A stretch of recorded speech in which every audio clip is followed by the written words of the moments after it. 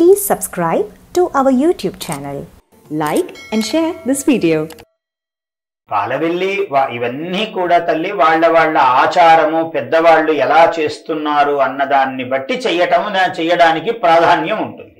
పాలవెల్లి కడితే తప్పేమీ లేదు. కొందరికి ఆచారం ఉంటుంది, కొందరి ఇళ్లలో పాలవెల్లి కట్టకూడదు అంటారు. కట్టకూడదు అంటే వదిలేయండి, కట్టాలి అంటే కట్టండి. పాలవెల్లి అంటే ఏమీ లేదు, అజాండ బ్రహ్మాండమంతా నిండి ఉన్నవాడు భగవంతుడు. పాలవెల్లి అంటే ఏమిటి?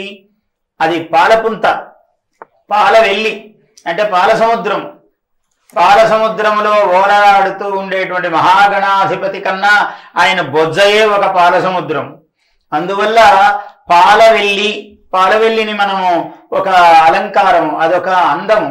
ఆయనకు ఏ అలంకారం అయినా చెయ్యవచ్చు, మన భక్తి ప్రపత్తితో చెయ్యాలి ఏది చేసినా కూడా.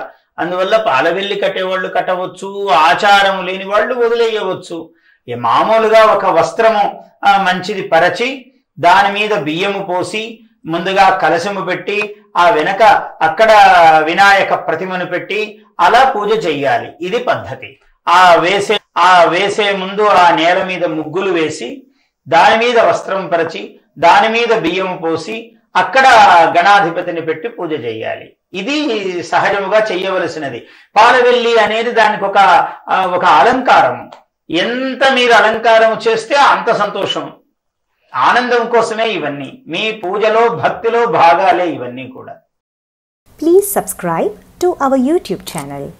Like and share this video.